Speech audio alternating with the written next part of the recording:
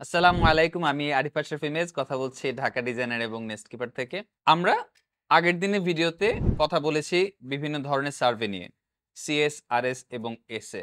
আপনারা কেউ যদি সেই ভিডিওটা আবার দেখতে চান তাহলে ভিডিওর নিচে লিংকটা দেয়া থাকবে। আজকে আমরা কথা বলবো মিউটেশন নিয়ে। মিউটেশনের বাংলা হচ্ছে নামজারি। আমরা যখনই কোনো জমি কিনতে যাই বা অ্যাপার্টমেন্ট কিনতে যাই, তখন কিন্তু আমাদেরকে চেক করতে হয় যে এই জমির মালিক কে? তো এই জমির মালিককে এটা জানার সবচেয়ে সহজ উপায় হচ্ছে উনার নামে নামজারি করা আছে কিনা সেটা চেক করা। নামজারি করতে গেলে উনাকে কিন্তু সবগুলো ডকুমেন্টস এর ভেতর দিয়ে গো থ্রু করতে হয় এবং একটি পারমিশন আসে। সেই পারমিশনের এগেইনস্টে কিন্তু তার নামে নামজারি হয়। সো আমরা যখন দেখি যে আমি কারো কাছ থেকে অ্যাপার্টমেন্ট বা জমি কিনতে যাচ্ছি এবং তার নামে নামজারি করা আছে, তাহলে একটা লেভেলে মোটামুটি সিওর হওয়া যায় যে হ্যাঁ, উনি এই জমিটার মালিক। এই নামজারিতে বেসিক্যালি কি থাকে? নামজারি করার জন্য মূলত ১ম এ যিনি নামজারি করবেন, তাকে নামজারির জন্য অ্যাপ্লিকেশন করতে হয়। আর এই অ্যাপ্লিকেশনের সময় তাকে একটি ট্যাক্স দিতে হয়।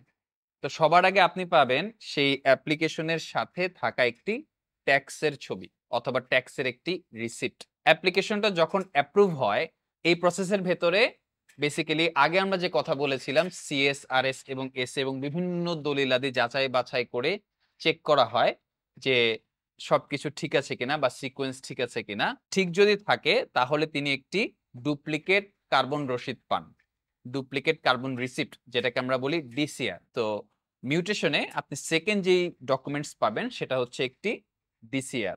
প্রথমে আপনি পেলেন একটি ট্যাক্স এবং পরবর্তীতে আপনি পেলেন একটি ডিসিআর। একই সাথে নামজারি এবং জমাভাগের যে প্রস্তাবপত্র, উনার যেই প্রস্তাবপত্রটা সেটাও আপনি এখানে পাবেন। উনি যে অ্যাপ্লিকেশন করেছিলেন এবং বিভিন্ন স্টেজে সেটা অ্যাপ্রুভ হয়ে আসছে, এটার একটি সিকোয়েন্স আপনি পাবেন এবং একই সাথে উনার নামে নতুন খতিয়ানটা চলে আসবে। খতিয়ান হচ্ছে সেই প্রুফ যেটা এনশিওর করবে যে এত নাম্বার খতিয়ানটার ওনার হচ্ছেন উনি। তাহলে আপনি ৪ টা ডকুমেন্ট পাচ্ছেন।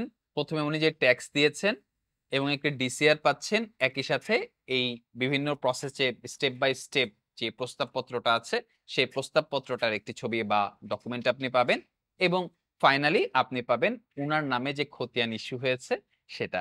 এই ৪ টা ডকুমেন্ট একসাথে আমরা স্ক্যান করে সিঙ্গেল পিডিএফ করে রাখি অথবা ৪ টা ডকুমেন্টস আমরা একসাথে রাখি। এই ৪ টা ডকুমেন্ট মিলেই আমরা এটাকে বলি হচ্ছে মিউটেশন বা নামজারি।